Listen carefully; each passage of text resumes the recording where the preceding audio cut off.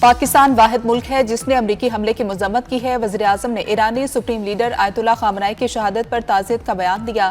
نائب وزیر اعظم اسحاق ڈار کا سینٹ میں اظہار خیال، کہا کہ ایران پر حملے کے بعد خطے اور خلیجی ممالک کے وزیر خارجہ سے رابطے کیے۔ ایرانی وزیر خارجہ کے ساتھ واٹس ایپ پر مستقل رابطہ ہے۔ تمام سفارتی اور بیک ڈور ڈپلومیسی میں پاکستان آن بورڈ ہے۔ اسحاق ڈار نے کہا کہ ایران میں اس وقت 35,000 پاکستانی ہیں، اب تک 792 پاکستانیوں کو واپس لا چکے۔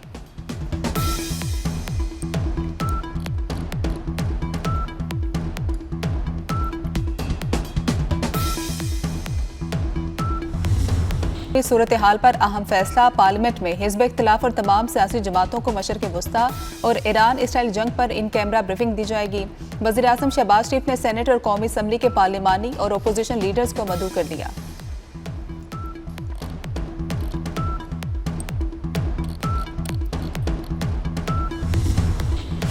اسرائیل کے تہران اور بیروت پر تازہ حملے، تہران پر حملے میں مزید 5 ایرانی شہید، تہران کا اسپتال بھی متاثر۔ اس سے قبل ایران میں فوجی ہیڈ کوارٹرز اور پارلیمنٹ ہاؤس کو بھی نشانہ بنایا گیا۔ ایران میں شہریوں کی انخلاء کے لیے وارننگ جاری کر دی گئی۔ ہفتے سے جاری حملوں میں اموات 600 سے زائد ہو گئی۔ اسرائیل نے حزب اللہ کے کمانڈ سینٹرز اور گوداموں پر بھی حملہ کیا۔ ایران کے بھی اسرائیل اور امریکی اڈوں پر حملے، کویت میں کئی امریکی طیاروں کو مار گرایا۔ کویت نے طیارے گرنے کی تصدیق کر دی۔ ایران کا 560 امریکی فوجیوں کی ہلاکت کا دعویٰ۔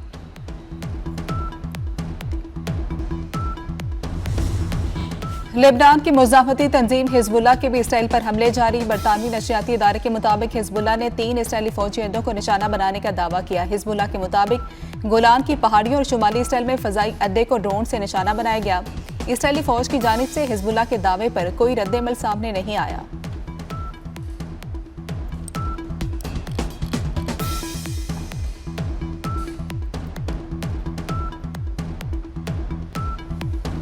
سعودی عرب کی دارالحکومت ریاض میں امریکی سفارت خانے میں دھماکہ، 2 ڈرون عمارت سے ٹکرانے کے بعد آگ بھڑک اٹھی۔ دھماکے سے کوئی جانی نقصان نہیں ہوا، سفارت خانے کو جزوی نقصان پہنچا۔ سفارت خانے میں تمام آپریشنز عارضی طور پر معطل کر دیے گئے۔ ڈپلومیٹک کوارٹرز میں بھی 2 دھماکے سنے گئے۔ سعودی وزارت دفاع کے مطابق ریاض اور الخرج میں شہر کے قریب 8 ڈرون تباہ کر دیے گئے۔ عرب میڈیا کے مطابق قطر کے دارالحکومت دوحہ میں بھی لگاتار 5 دھماکے سنے گئے۔ ایران نے اسرائیل پر بھی میزائل داغ دیے۔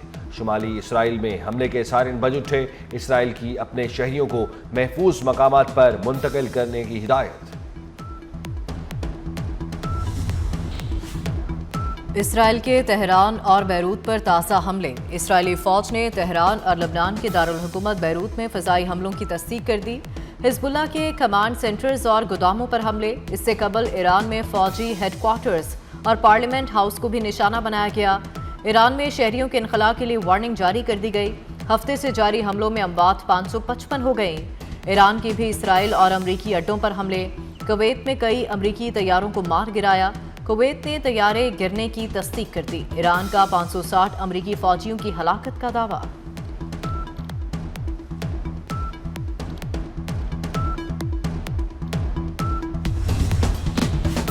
ایرانی سپریم لیڈر کی شہادت کیسے ہوئی؟ اسرائیل نے کئی سال سے تہران کے ٹریفک کیمروں کو ہیک کر رکھا تھا۔ اسرائیل اعلیٰ ایرانی عہدیداروں کی جاسوسی اور نگرانی کر رہا تھا۔ برطانوی اخبار فائنینشل ٹائمز کی رپورٹ میں اہم انکشافات۔ رپورٹ کے مطابق اعلیٰ ایرانی عہدیداروں کے انتہائی تربیت یافتہ اور وفادار محافظ اور ڈرائیور اسرائیل کی نظروں میں تھے۔ اسرائیل نے ہفتے کے روز آیت اللہ خامنہئی کو تہران کی پاستور سٹریٹ کے قریب نشانہ بنایا۔ رپورٹ کے مطابق موبائل فون سے جاسوسی کی جا رہی تھی۔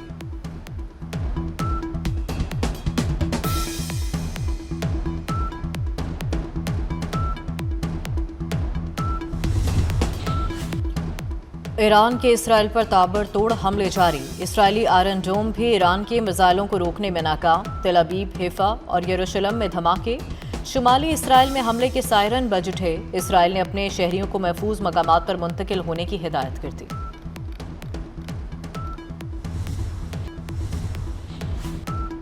ایران کے امریکی فوجی اڈوں پر حملے، امریکی سینٹرل کمانڈ نے ایرانی حملوں میں 6 فوجیوں کی ہلاکت کی تصدیق کر دی۔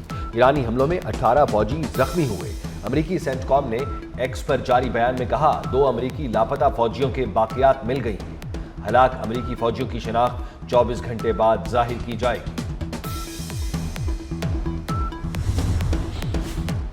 ایران نے آبنائے ہرمز باضابطہ طور پر بند کر دی، ایرانی پاسداران انقلاب کا اعلان۔ اپنے بیان میں ایرانی پاسداران انقلاب نے کہا کہ جو جہاز بھی آبنائے ہرمز سے گزرے گا اسے آگ لگا دیں گے۔ لبنان میں اسرائیلی فورسز کے حملے، شہادتوں کی تعداد 52 ہو چکی، 154 افراد زخمی، سرحدی علاقے اور حزب اللہ کے گڑھ ضاحیہ میں بھی بڑا دھماکہ۔ اسرائیلی حملوں کے باعث لبنان میں اب تک 28,500 سے زائد افراد بے گھر ہو چکے۔ بیروت میں امریکی سفارت خانے کی لبنان میں موجود اپنے شہریوں کو فوراً ملک چھوڑنے کی ہدایت۔ اگر آپ ملک میں موجود ہیں تو ابھی لبنان چھوڑ دیں جب تک کمرشل پروازوں کے آپشن دستیاب ہیں۔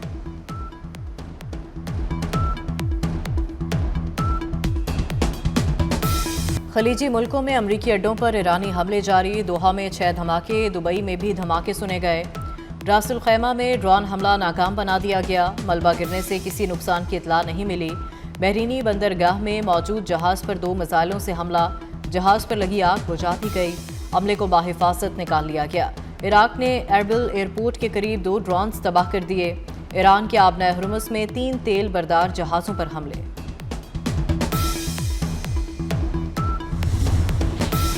ایران لمبی جنگ کے لیے تیار ہے، ایران کی قومی سلامتی کے مشیر علی لاریجانی نے واضح کر دیا، کہا دشمن کو ایران سے متعلق غلط اندازوں پر پچھتاوا ہوگا۔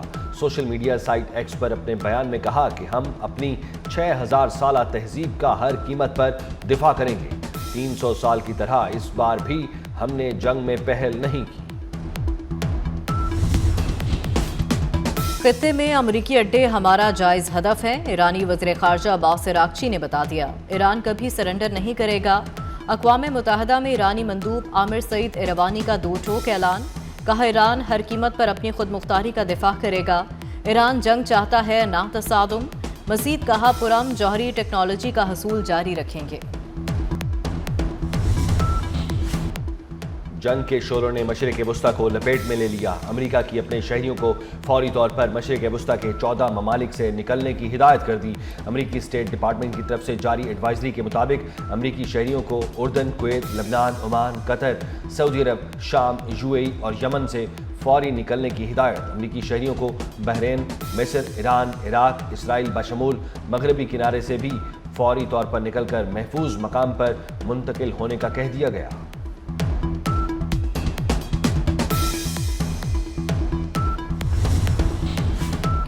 کینیڈین حکومت نے اپنے شہریوں کو فوری طور پر متحدہ عرب امارات چھوڑنے کی ہدایت کر دی۔ کینیڈین حکام کی جانب سے جاری ہدایت نامے میں کہا گیا کہ امارات میں موجود کینیڈین شہری حکومت کی خصوصی پروازوں کا انتظار نہ کریں، فوری زمینی راستے سے سعودی عرب یا مسقط پہنچیں، فوجی تنصیبات اور حساس مقامات سے دور رہیں۔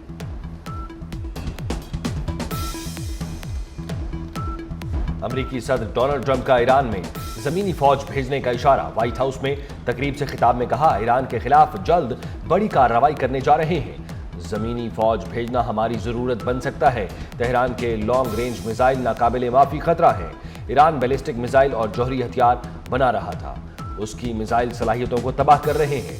ٹرمپ نے ایران کے 49 سینئر رہنماؤں کو مارنے کا دعویٰ بھی دہرا دیا۔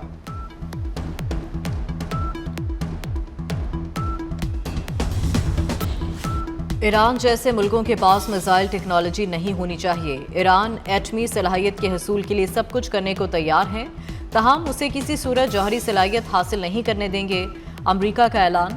وزیر خارجہ مارکو روبیو نے کہا کہ ایران پر حملہ دنیا کے امن اور تحفظ کے لیے کیا، ایران کی ایٹمی صلاحیت کو بہت نقصان پہنچایا ہے، ایران خلیجی ملکوں میں غیر فوجی اہداف کو نشانہ بنا رہا ہے۔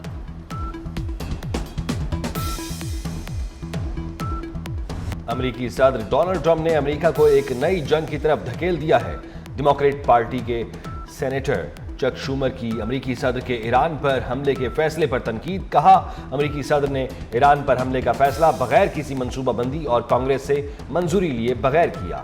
جنگ کے منفی نتائج کا سامنا عوام کو کرنا پڑ رہا ہے۔ ایران کے حملوں میں پہلے ہی کئی امریکی فوجی مارے گئے ہیں اور ٹرمپ کہہ رہے ہیں جنگ طویل ہو سکتی ہے اور مزید فوجیوں کی ہلاکت کا امکان ہے۔ جنگ کے اثرات، مشرقی وسطیٰ کے 7 ایئرپورٹس پر 9500 پروازیں منسوخ، Dubai, Doha, Sharjah, Abu Dhabi, Bahrain, Kuwait اور المکتوم ایئرپورٹ شامل۔ ابوظہبی اور دبئی ایئرپورٹس پر پھنسے مسافروں کو نکالنے کے لیے خصوصی آپریشن شروع۔ خطے کی کشیدہ صورتحال کے باعث بھی پاکستان سے مشرقی وسطی کی بھی 155 پروازیں منسوخ کر دی گئیں۔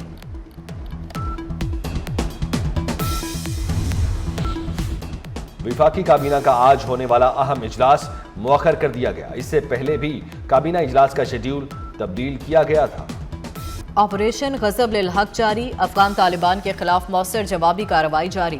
سیکیورٹی ذرائع کے مطابق جلال آباد میں ایمونیشن ڈیپو اور ڈرونز سٹوریج کو تباہ کر دیا گیا۔ پاک افواج کی مؤثر اور تباہ کن جوابی حملوں میں افغان طالبان اور فتنہ الخوارج کو بھاری نقصان کا سامنا ہے۔ سیکیورٹی فورسز افغان طالبان رجیم کی جارحیت کا منہ توڑ جواب دینے کے لیے پرعزم ہیں۔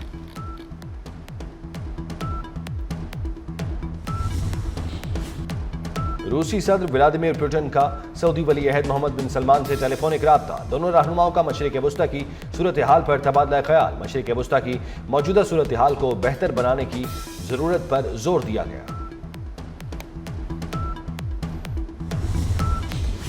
مشرقی وسطی کی کشیدہ صورتحال، جنگ کی وجہ سے تیل اور گیس کی عالمی قیمتوں میں اضافہ، برینٹ کروڈ کی قیمت میں 1.9% اضافہ، 79.25 ڈالر فی بیرل تک پہنچ گئی۔ امریکی تجارتی تیل کی قیمت میں 1.5% اضافہ۔ قطر انرجی نے اپنی تنصیبات پر حملوں کے بعد پیداوار بند کر دی، گیس بھی مہنگی۔ امریکی خاتون اول میلانیا ٹرمپ کی زیر صدارت اقوام متحدہ کی سلامتی کونسل کا اجلاس، انوکھی تاریخ رقم۔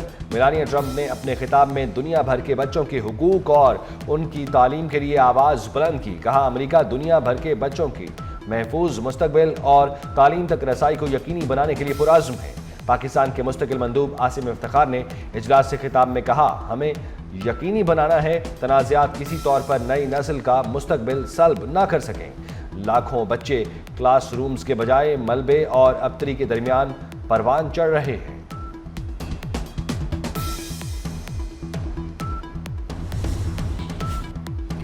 یورپی اتحادیوں کے لیے امریکی سیکیورٹی ضمانتوں سے متعلق صورتحال غیر یقینی ہے۔ فرانس نے اپنے جوہری ہتھیاروں کی تعداد بڑھانے کا اعلان کر دیا۔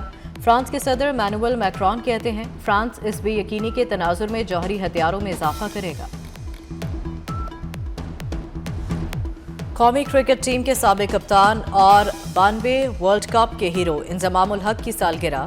ورلڈ کپ کے سیمی فائنل میں نیوزی لینڈ کے خلاف سیمی فائنل میں تاریخی اننگز کھیلی۔ آپریشن غضب للحق جاری ہے، افغان طالبان کے مزید 27 کارندے ہلاک، متعدد زخمی ہو گئے۔ وفاقی وزیر اطلاعات عطا اللہ طارر نے کہا کہ پاک فوج نے افغان طالبان کے تمام حملوں کو پسپا کر دیا۔ طالبان نے شمالی بلوچستان میں قلعہ سیف اللہ، نوشکی اور چمن اضلاع میں 16 مقامات پر زمینی حملے کیے، 25 مقامات پر پاک افواج کے خلاف کارروائیاں کی۔